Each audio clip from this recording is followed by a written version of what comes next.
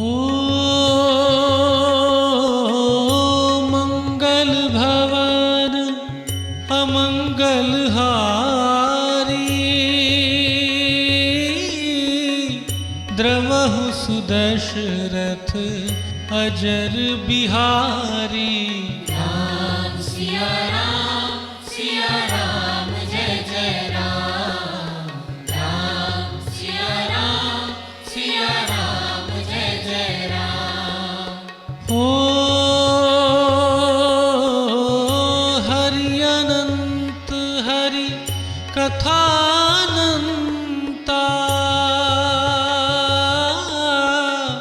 कहहि सुनहि बहु विधि सब संता। राम सिया राम जय जय राम। राम सिया राम जय जय राम।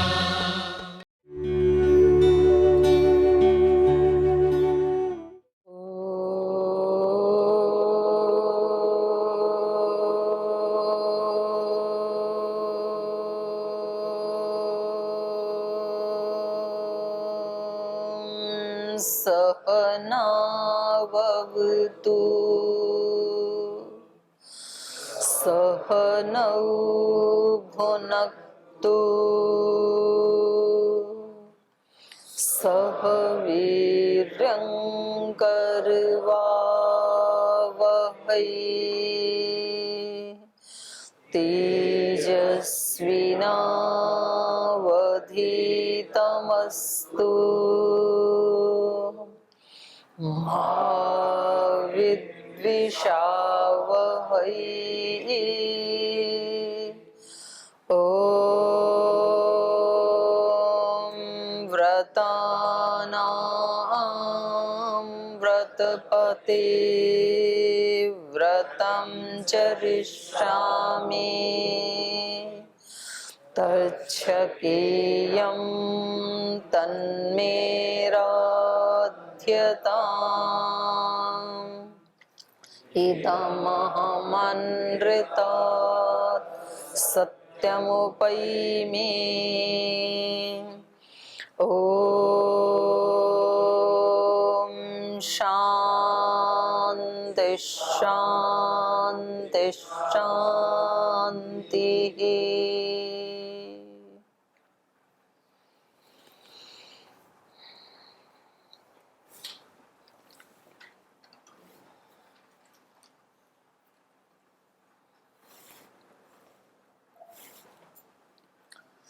वाल्मीकि रामायण के अयोध्या कांड का 40वां सर्ग पढ़ रहे हैं और प्रकरण इसमें आर्य सुमंत्र और श्री राम का संवाद चल रहा है। तो उन्होंने आर्य सुमंत्र को अयोध्या वापस भेजते हुए श्री राम ने ये संदेश भेजा है कि आप हमारे माता पिता को पहले हमारा चरण वंदन कहना, जाकर के उनको अभिवादन करना हमारी तरफ से, और हम तीनों की तरफ से उनको बताना कि हम यहाँ बिल्कुल स्वस्थ हैं, प्रसन्न हैं, हमें किसी प्रकार का कोई कष्ट नहीं है। तो ये प्रसंग चल रहा है। कुछ पूछना है पीछे से किसी को? जी। ओ पूजा दीदी के चरणों में प्रणाम। भाई दीदी जी, अक्सर हम अपने अंदर भी ऐसा अनुभव करते हैं और बाहर भी एक दूसरे से सुनते हैं, कभी संवाद करते हैं कि जैसे कोई भी हम अच्छा काम कर रहे हैं, जैसे इस समय हमारा काम अध्ययन करना है मुख्य रूप से, तो हम भी करना चाहते हैं। और जब हम अपने बड़ों के सामने रहते हैं तो उस समय तो हमारी वो भाव चेतना वैसी बनी रहती है और हम चाहते भी कि मुझे ये करना है, ऐसा करना है। लेकिन जैसे ही उनके सामने से हम हटते हैं तो दूसरे अन्य विचार हमारे ऊपर भारी हो जाते हैं और जो हमारा एक शुभ संकल्प है उसको पूर्ति करने में हम स्वयं से ही लड़ते रहते हैं। तो उसके लिए कैसे अपने आप को हम दिशा दें? बस उससे लड़ना बंद करें और उसके साक्षी बने आप पहले। क्योंकि जैसे मान लो किसी को समुद्र के बीच में, समुद्र के बारे में ये कहा जाता है बिल्कुल प्रशांत है वो, किसी को शांत हृदय का उदाहरण देना हो, जैसे श्री राम के हृदय को समुद्र से तुलना की जाती है कि श्री राम कैसे हैं, समुद्र की तरह से शांत हैं। पर जब आप समुद्र के पास जाएंगे तो उसमें इतनी लहरें उठ रही होती हैं, हर क्षण आप उसके किनारे पे खड़े होंगे तो एक लहर, फिर दूसरी, तीसरी, मतलब तूफान सब मचा रहता है वहां पे।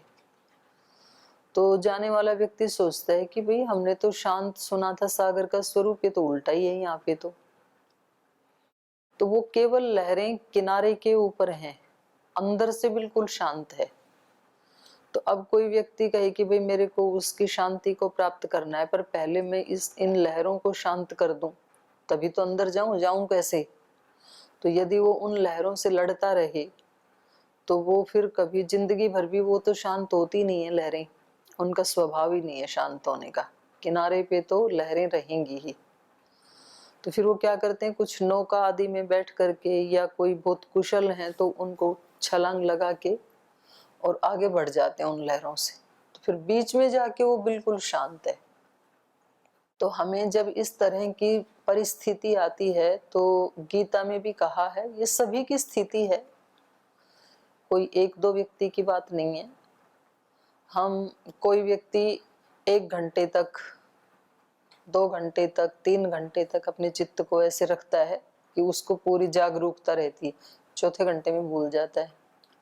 कोई 4 रहता है तो 5वें घंटे में भूल जाता है। कोई 1 घंटा शांत रहता है तो दूसरे घंटे में भूल जाता है। तो इसी का नाम साधना है ये, क्योंकि ये बहुत वर्षों का नहीं, बहुत जन्मों का प्रवाह है हमारा। लेकिन ये नहीं है कि उस प्रवाह को रोकने के लिए भी जन्म ही लगेंगे, ऐसा नहीं है।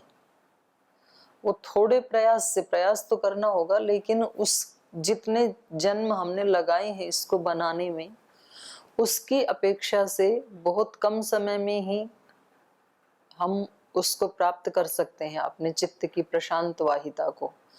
तो गीता में कहा कि जैसे कछुआ अपने अंगों को समेट लेता है, थोड़ी भी प्रतिकूलता आते ही वो बाहर उन प्रतिकूलताओं से लड़ता नहीं है, क्योंकि उसको पता है कि मैं इनसे लड़ ही नहीं पाऊंगा। तो बाहर कोई भी प्रतिकूलता आती है तो वो अपने अंगों को समेट कर और अपने आप में ही स्थित हो जाता है। तो अब उस पे कितने भी प्रहार करते रहो चाहिए आप। तो ऐसे ही जब हमारा मन बाह्य वृत्ति से युक्त होने लगे, या आलस्य से युक्त होने लगे, या प्रमाद से युक्त होने लगे, या इसको पसंद ना आए, फिर क्या ये हमेशा जागरूक रहने वाली बात? आज तक हम रह ही रहे थे ना ऐसे। तो मन ऐसे ही बोलता है, बोले ठीक है जैसे चल रहा है ठीक है, क्योंकि उसको जोर पड़ता है अपने उसको चेंज करने में, कि हमेशा जागरूक रहना, हमेशा दिव्य भाव में रहना, क्या ये? तो आप थोड़ा एक कदम पीछे हट जाओ और उसको केवल देखो। आप उसको ये मत बताओ नहीं तेरे को होना ही चाहिए, नहीं तो तेरी हानि हो जाएगी, तेरा लक्ष्य दूसरा ही है, फिर वो उधर से अपना हेतु देगा। तो एक तरह से हम अपनी ही शक्ति के 2 भाग बना करके और फिर पक्ष प्रतिपक्ष रख करके अपनी ही एनर्जी को हम वेस्ट करेंगे और समय को भी करेंगे। तो आप ना विचार हैं, ना भाव हैं, ना पक्ष हैं, ना प्रतिपक्ष हैं। आप इन सब चीजों से बिल्कुल अलग हैं। ये सारा खेल चित्त के अंदर चल रहा है। तो जैसे आप आकाश में सुबह सुबह पक्षियों को उड़ते हुए देखते हैं, बस देखते हैं केवल, आप तो उड़ने नहीं लगते उनके साथ, और आकाश भी नहीं उड़ता उनके साथ। उड़ते हैं फिर थोड़ी देर में चले भी जाते हैं। तो वहां हम कहते हैं कि मैं पक्षियों को देख रहा हूं, मैं उड़ रहा हूं, ऐसे कोई भी नहीं कहता है। तो ऐसे ही हैं ये विचार, ये ज्यादा ताकतवर है नहीं, पर हम इनको ज्यादा तूल दे करके ताकतवर बना देते हैं। जब हम इनसे युद्ध करना चाहते हैं या हम उनको पराजित करना चाहते हैं, उनको हटाना चाहते हैं, तो उनमें बल आ जाता है फिर। इसलिए किसी अनवांटेड व्यक्ति को यदि आपको पराजित करना है ना, तो उसकी परवाह करना बंद कर दें आप। भाई हम 1-2 बार समझाएंगे उसको, भाई आपके लिए ठीक नहीं है, आप ऐसा कर लो, आप ऐसे गलत रास्ते पे मत चलो, आप कक्षा मिस मत करो, आप यज्ञ को मिस मत करो, आप व्यायाम को मिस मत करो, ये आपके हित में नहीं है। आना ही आपके हित में है। 2 4 5 बार समझाएंगे, उसके बाद हम उसके प्रति दुर्भाव तो नहीं रखेंगे, रखेंगे तो सद्भाव, ये भाव रखेंगे कि बेचारा रुग्ण है, अब जब इसको होश आएगा तब आएगा, तो प्रतीक्षा करेंगे जब ये स्वस्थ हो जाए तब तक का। लेकिन उसको फिर बहुत ज्यादा महत्व नहीं देंगे, नहीं तो फिर उस व्यक्ति को लगता है कि तेरे बिना तो गुरुकुल चलेगा ही नहीं। जिस चीज को हम बहुत महत्व देते हैं वो स्ट्रांग हो जाती है। फिर आप विचार को महत्व देंगे, विचार सोचेगा कि ये तो पूरा मेरे वश में आ गया ये व्यक्ति तो, और मैं इसको उभरने नहीं दूंगा। तो इसलिए बोले ठीक है, तुम्हारे को रहना है, तुम यहाँ रहो, हम अपने आप में स्थित हैं, हमें आपके साथ कोई दोस्ती नहीं करनी है।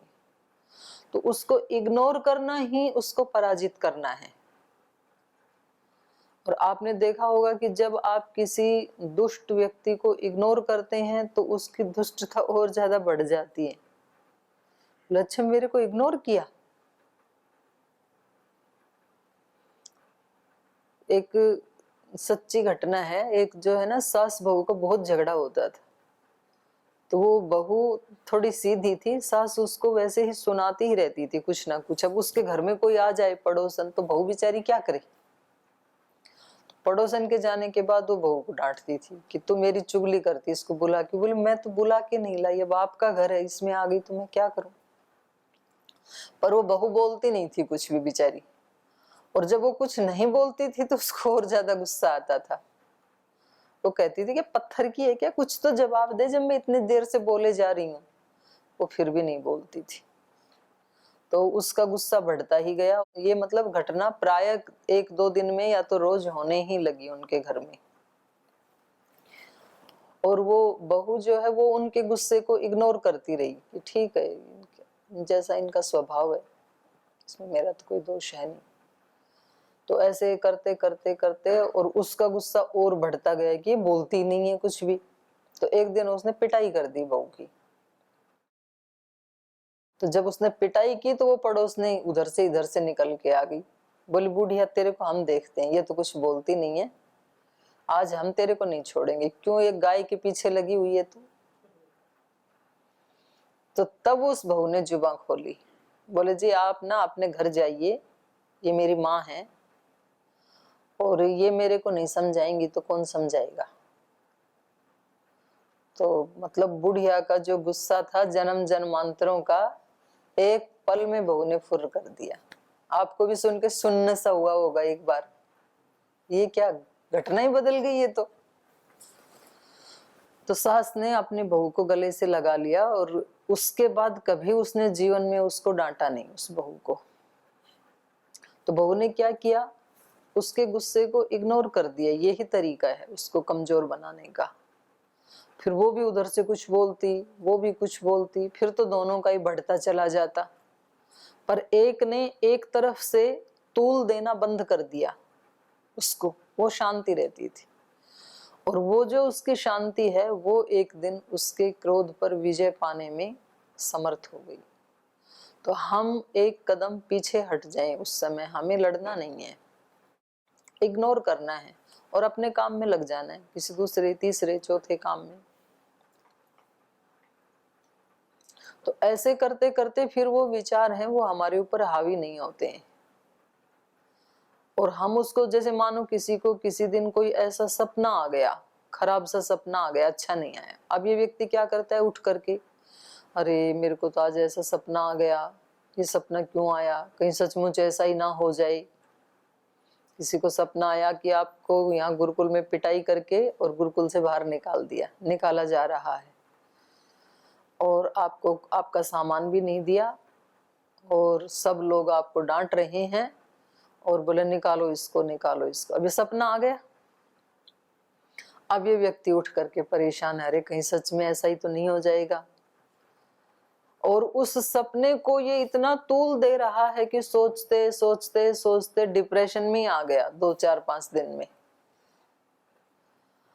अब इसको ये होश नहीं है कि मेरी इस सिचुएशन का कारण मैं ही हूं।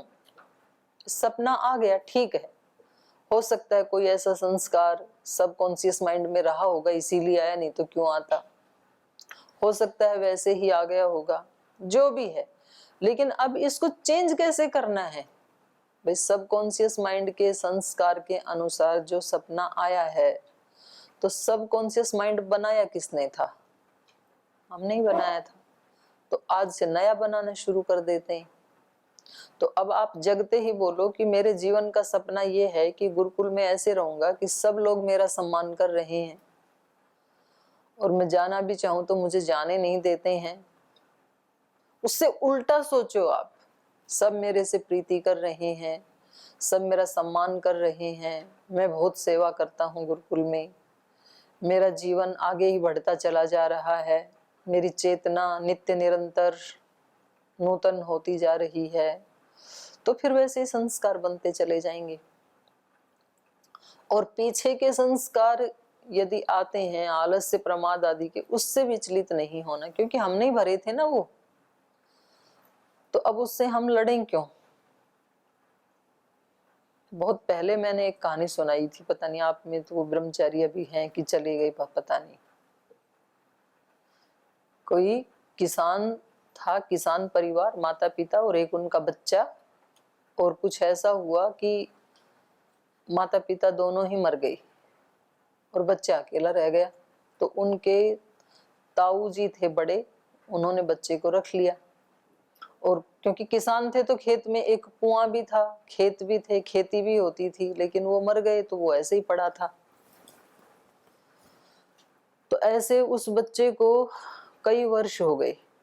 पहले तो छोटा था तो उसको वो खाना पीना कपड़े सब देते थे, पालन पोषण किया। लेकिन जब वो हो गया 15-17 साल का नौजवान, तो एक दिन उन्होंने मना कर दिया। बोले भाई बस हमारे को जितनी सेवा करनी थी हमने कर दी, अब आप अडल्ट हो गए, अपना कमाओ और खाओ। तो उस लड़के ने सोचा मेरे काम करने की तो आदत है नहीं, क्योंकि पहले तो लाड में रखा। अच्छा, माता पिता होते हैं तो फिर भी थोड़ा बहुत काम बता देते हैं, माता पिता नहीं हो तो दूसरे काम करवाते भी कम हैं। वे करवाएंगे तो दूसरे यूं कहेंगे देखो इनके माता पिता तो है नहीं, और बेचारे को काम में लगा दिया। तो अब उसको आदत नहीं है। वो उन्होंने कहा कि क्या काम करूं आप ही बताओ। बोले खेत में जाओ खेती करो, तुम्हारे पिता भी खेती करते थे। तो गया खेत में तो देखा कुएं में तो पानी नहीं है। पहले तो पानी था, उसने देखा इसमें तो पानी नहीं है। तो पूछा अपने घर में आके अपने ताऊ जी से ताई जी से, उसमें तो पानी नहीं है, तो क्या है उसमें? तो जिस कुएं को खेत वो उसके पास था, गांव के पास ही था, तो लोगों ने क्या सोचा कि भाई यहाँ कोई खेती तो करता नहीं है, तो गांव भर का कचरा लोग लाके उसमें डाल दिया करते। और फिर वो अपने साथियों के साथ जाने लगा तो वो भी उसमें कभी तो पत्थर डाल देता, कभी चप्पल डाल देता, कभी टायर डाल देता, कभी ट्यूब डाल देता, कभी डंडे डाल देता, सब कचरा ही डालता था। और बच्चों को अच्छा भी लगता है वो डालने में। और ऐसे डालते डालते पानी ढक गया एक दिन। और जब पानी ढक गया तो लोगों ने सोचा ये तो कूड़ादान है, तो सब जाके उसमें कूड़ा डालने लगे। तो कूड़ा तो से भर गया पूरा कुआं। तो उसने देखा कि इसमें से पानी कहाँ से आएगा। तो जो भी बड़े बुजुर्ग थे उन्होंने कहा भाई कुएं को खोद लो, छटाई कर लो, पानी तो है ही, छांटना भर है बस। अब इसको भाई साहब को आदत है नहीं काम करने की, तो लगा तो सही 1 घंटा 2 घंटा काम किया, हाथों में छाले पड़ गए। कभी तो खींचा ही नहीं ना पानी, पहले तो कुएं से पानी खींचते थे, हमने तो खींच रखा है कुएं से पानी हाथ से, वो रस्सी से, क्योंकि कभी कभार ना लाया करता गांव में, बाकी तो उससे खींच के लाया करते, तो अच्छी से एक्सरसाइज भी हो जाती थी। तो इसने 1-2 घंटे तो काम किया, फिर इसके हाथों में छाले पड़ गए, तो वापस आ गया और बताया कि ताऊ जी वहां पानी तो निकला नहीं। तो बुजुर्गों ने कहा भाई 1 दिन में पानी नहीं निकलेगा, वहां तो लगना पड़ेगा। फिर अगले दिन गया बेचारा, तो 2-3 फीट फिर खोदा। बोल जी पानी का तो कोई नामो निशान नहीं है, वहां तो चप्पल जूते निकलते हैं, ठीकरे निकलते हैं, टूटे हुए घड़े के पत्थर निकलते हैं, बोले निकलेगा, पानी भी निकलेगा। ये तुम नहीं डाले थे, किसी और ने नहीं डाले, पहले डालना शुरू किया था तुम ही ने, तुम्हारा ही खेत था ना, और तुम्हारा देखा देखी दूसरों ने भी डालना शुरू कर दिया। भाई ये डाल रहे हैं तो हम भी डाल देते हैं, कूड़ादान तो बन गया। पर शुरुआत तुमने की थी, खेत में जाने लगे थे तो अपने साथियों को साथ लेकर के।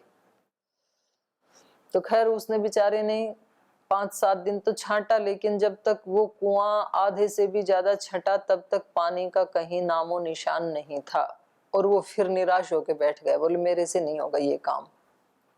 बोले ठीक है, नहीं होगा तो दूसरा कर ले। दूसरा कहाँ कर ले, पढ़ा लिखा है नहीं, मजदूरी कर लो। तो मजदूरी पे गया तो वो तो बोले हम पैसे में लाए हैं, हम 1 मिनट भी बैठने नहीं देंगे आपको। तो अब वो बोला इससे तो अपने कुएं वाला ही काम ठीक था, जब इच्छा हो विश्राम तो कर सकते थे, तो उसको भी छोड़ दिया। फिर मन ने सोचा कि चलो इसी में लगते हैं, तो फिर हिम्मत करके लगा। और फिर जब वो और थोड़ी हिम्मत उसने की और थोड़ी छटाई की तो मिट्टी थोड़ी थोड़ी गीली आने लगी। तो उसको लगा कि हाँ पानी आ तो जाएगा। उस गिल्ली मिट्टी में भी फिर आते तो वही थे, कुछ टूटी हुई ईंट आती थी, कोई पत्थर आते थे, कचरा आता था, पर मिट्टी गिल्ली आई सूखे से पहले तो ऐसी मिट्टी थी पत्थर जैसी सूखी। तो फिर इसकी थोड़ी हिम्मत हुई, इसने और छटाई की और अंत में पानी निकल गया। तो ये कुआं कोई दूसरा नहीं है, ये हमारे चित्त का ही कुआं है, बाहर वाला नहीं है ये। और हमारे चित्त में हमने ही पहले ये कंकर पत्थर डालने शुरू किए थे। जैसे उसको आनंद आ रहा था ना, बच्चों को आता ही है आनंद। कुएं के पास जाएंगे, नदी के पास जाएंगे, बच्चे क्या आपको लेके चले जाते हैं वहां गंगा के किनारे, जाते ही पहले पत्थर उठाएंगे, पत्थर फेंकते हैं, किसका पत्थर ज्यादा दूर जाएगा। आनंद आता है, पता नहीं क्यों आता है ये तो पता नहीं, पर जाते ही उसमें कुछ डालने में आनंद आता है, फेंकने में। या तो इसलिए आता होगा अपने अंदर भरा पड़ा है, उसको खाली कर रहे होंगे वहां पे जाके पत्थर के माध्यम से। तो ये हम ही हैं, हमने जन्म जन्मांतरों से पहले खुद इधर उधर का कचरा डालना शुरू किया अपने चित्त में। और जब हमने डालना शुरू किया तो दूसरों ने भी डालना शुरू कर दिया हमारे अंदर। दूसरे भी हमारे साथी यार दोस्त हमारे कमरे में आएंगे, वो ऐसा उसने ऐसे किया, इसने ऐसे किया, सारा कूड़ा कचरा 24 घंटे का जो बीन के लाए थे गुरुकुल में सबके कमरों में से वो लाके आपके अंदर डाल जाते हैं। तो यदि आपको हो सकता है उस कुएं में तो पानी ना भी मिले, जमीन में कभी कभी ऐसे होता है कि पानी नहीं भी मिलता है पूरी मेहनत करने के बाद भी, पर अपने अंतःकरण में वो दिव्यता का पानी वो सब के अंदर है, वो आत्म तत्व परमात्म तत्व, उसमें कोई विकल्प नहीं है। तो हमें सबसे पहला काम तो ये करना है कि आज तक लोग डाल रहे थे ना, तो लोगों को आदत पड़ी हुई है वहीं डालने की। तो आप पहले फेंसिंग करो अपने चारों तरफ कि भाई खबरदार अब इसमें नहीं डालना है, बोर्ड लिख के रखो इसमें कूड़ा नहीं डालना, नहीं तो गांव वालों को आदत पड़ी वो डालते ही रहेंगे। वो बेचारा 3 फीट छांटता था, अगले दिन जाता तब तक वो 1 फीट और भरा मिलता था। रात को डालाते थे या सुबह जल्दी उठ के डालाते थे गांव वाले। तो हम जब साधना करते हैं, हम थोड़े से जागरूक होते हैं, फिर कोई एक व्यक्ति आता है, बोले कहाँ तो चक्कर में पड़ गए, ये सब कहने की बातें होती हैं, वो अपना कूड़ा डाल के चला जाता है। हम फिर वहीं के वहीं आ जाते हैं, जो थोड़ी मेहनत की थी ना, फिर वहीं के वहीं। और फिर हमें भी लगता है कि भाई मन तो हमारा करता नहीं है, तो ऐसे जबरदस्ती का ये सौदा कितने दिन चलेगा, इच्छा तो होती नहीं है हमारी ये। तो ये जो प्रमाद है जो आपके सामने आया है, ये आपने ही डाला था अपने इस कुएं में, किसी दूसरे ने नहीं डाला था। तो अपने को ही निकालना है। और आप हिम्मत करके लगे रहेंगे तो थोड़े छाले भी होंगे, थोड़ी थकान भी होगी, थोड़ी गर्मी भी लगेगी, थोड़े पसीने भी आएंगे, आने दो। और ये शरीर काम ही किसके आएगा, ये तो किसी लक्ष्य को पाने के लिए है, शरीर के लिए तो है नहीं। तो इसको बचा के रखेंगे तो भी इसका क्या बनेगा। तो इसको मत बचा के रखो, इसको लगा के ही रखो। और आप लगे रहोगे तो फिर एक दिन उषा की किरण फूटेगी, एक दिन गिल्ली मिट्टी आएगी, जरूर है ही वो पहले से ही। लेकिन बहुत ज्यादा जल्दी मत करो। धैर्य सबसे बड़ा लक्षण बताया है धर्म का। लगे ही रहो। तो हो सकता है किसी को 1-2 महीने में ही लाभ हो जाए, किसी को 6 महीने में हो जाए, किसी को 6 साल में हो। ये तो डिपेंड उस पे करता है ना कि हमने कितना डाला है अंदर। किसी ने अपना कुआं भरा ही 2 फीट था तो वो तो 2 दिन में छांट देगा, और किसी ने पूरा ऊपर तक भर लिया तो उसको थोड़ा टाइम लगेगा। लेकिन कोई बात नहीं, पानी है निश्चित रूप से। तो हमें कितना भी पीछे के हमारे संस्कार प्रबल क्यों ना हो, पर वो हमारे से प्रबल कभी नहीं है, आत्मा से प्रबल कभी नहीं हो सकते हैं। तो आप हिम्मत करके लगे रहें। और वो लगे रहने का मतलब उनसे लड़ना नहीं है, आप उसके साक्षी बने, आप उनको इग्नोर करें। और जो आपका लक्ष्य है, जब वो दूसरे विचार हमारे अंदर आए तब एक बार आप उधर देख लिया करें बस, तो ऐसे हो जाएगा। तो इसमें बिल्कुल भी किसी भी साधक को होपलेस होने की कोई जरूरत नहीं है। ऐसे ही होता है, सब साधकों के जीवन में ऐसे ही होता है। क्योंकि हम तो बहुत बड़े बड़े आत्मवेत्ता साधकों से उनसे मिले, सिद्धों से। 4-5 पुरुष तो ऐसे जीवन में मिले गुरुजनों की कृपा से, उन सब ने भी यही बताया। और महापुरुषों की आप जीवनी पढ़ेंगे, उन्होंने भी ऐसे ही बताया। एक दिन वो ऐसे ही थे, सामान्य व्यक्ति ही थे वो भी, और ऐसे करते करते उनको भी नहीं पता लगा कि कब लोग उनको महापुरुष कहने लग गए, कब वो युग पुरुष हो गए, कब अवतारी पुरुष हो गए। तो बस अपने को यथाशक्ति, शक्ति में तो कोई विकल्प नहीं रखना है। महाराज जी का टैग वाक्य है ना, विकल्प रहित संकल्प। उसमें तो कोई विकल्प नहीं रखना कि चलो भाई आज मिस कर देते हैं। और चिंता बिल्कुल नहीं करनी, सोचना बिल्कुल भी नहीं है ऐसे कि जी ये वहां तो हो जाता है। क्योंकि यहाँ पर अब इतने सारे लोगों की आपकी पॉजिटिव भावनाएं, पॉजिटिव वाइब्रेशंस यहाँ पे हैं, तो निश्चित रूप से इस कक्ष का तो एनर्जी लेवल हाई होगा ही। लोग मंदिर में क्यों जाते हैं? मंदिर में मकान तो वही है, मूर्ति भी, जिसकी मूर्ति में पत्थर देखने का भाव है उसके लिए तो पत्थर ही है। तो फिर जाते क्यों हैं लोग? और उनको कुछ लाभ होता है तब तो जाते हैं। तो लाभ होता कैसे है? क्योंकि वहां जो भी व्यक्ति जाता है वो मंदिर में घुसते समय पॉजिटिव भावना से युक्त हो जाता है। काम, क्रोध, लोभ, मोह, अहंकार, ईर्ष्या, द्वेष, घृणा, वो सब उसकी छूटती हैं उस दरवाजे के अंदर जाते ही। वो उस भाव से युक्त होके उसके अंदर घुसता है। तो इतने लोग जब वहां पर श्रद्धा भक्ति से घुसते हैं तो उनके जो भावनाओं के वाइब्रेशंस हैं वहां पर, वो किसी भी नए व्यक्ति को टच करेंगे तो उसको भी शांति मिलेगी। तो हमें बाहर के इन साधनों से फिर हमें ये सोचना है कि जहां मैं रहता हूं माने अपने ही हृदय प्रदेश में, उसको भी मेरे को हमेशा ज्यादा से ज्यादा जब जब मेरे को याद आए तो हमेशा पॉजिटिव विचार, ऊंचा विचार और सात्विक भाव से युक्त रखना है। तेरे पूजन को भगवान बना मन मंदिर आलीशान। भगवान की पूजा करने के लिए ये जो मन रूपी मंदिर है, ये भगवान ने पहले बहुत आलीशान बना के भेजा है। सबसे सुंदर मंदिर है ये मन।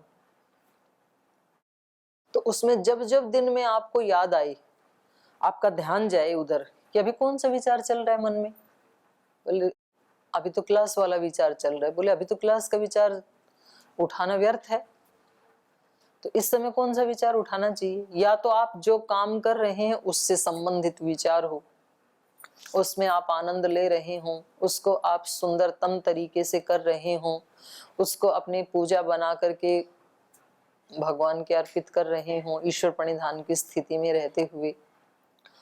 और या वो इतना सरल काम है कि वो भी हो जा रहा है तो फिर आप किसी मंत्र का जाप कर सकते हैं, ओम का जाप कर सकते हैं, भगवान नाम का जाप कर सकते हैं, कोई विराट भाव अपने मन में ला सकते हैं, किसी विराट पुरुष को आप याद कर सकते हैं, किसी दिव्य पुरुष को याद कर सकते हैं। पर उसमें बस ये अपने को बचा के रखना है कि कोई भी लो एनर्जी वाला शब्द या भाव ना आए। तो बीच बीच में आएंगे भी, जब ध्यान नहीं होगा तब आ जाएंगे वो।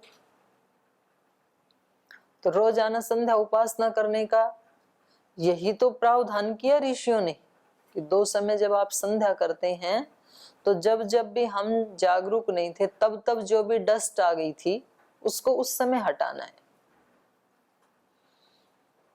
जैसे जो बड़े लोग हैं, सामान्य लोग तो अपने घरों में एक बार झाड़ू पोछा कर लेते हैं, और कुछ तो आप जैसे महापुरुष होंगे जो अपने कमरे में भी रोज नहीं करते होंगे, 1-2 दिन में कर लेंगे, कोई बात नहीं। मेरे को पीछे सर्दियों में बताया, बोल जी कुछ तो ऐसे ब्रह्मचारी हैं जो रजाई को भी फोल्ड नहीं करते हैं, उनको पता है रात को फिर ओढ़नी है, तो वो उसकी भेड़िए की मांद जैसे बना के रखते हैं और रात में उसी में घुस जाते हैं। तो ये तो हो गई ज्यादा ही बड़े महापुरुषों की बात। सामान्य लोग अपने घर को एक बार साफ करते हैं जरूर। जो विशेष होते हैं बड़े लोग वो 2 बार साफ करते हैं, और कुछ ऐसे हैं कि थोड़ी थोड़ी देर में उनके वहां एक व्यक्ति लगा ही रहता है वो लेकर के वाइपर, तो वहां बिल्कुल साफ सुथरा, जैसे ऑपरेशन थिएटर आदि हैं या अपने कुछ स्थान अपने भी यहाँ पतंजलि में, तो वहां हमेशा एक व्यक्ति लगा ही रहता है। कोई 2-4 व्यक्ति आए, उनके पैरों के निशान हुए, तुरंत मिटाने में लगा हुआ है।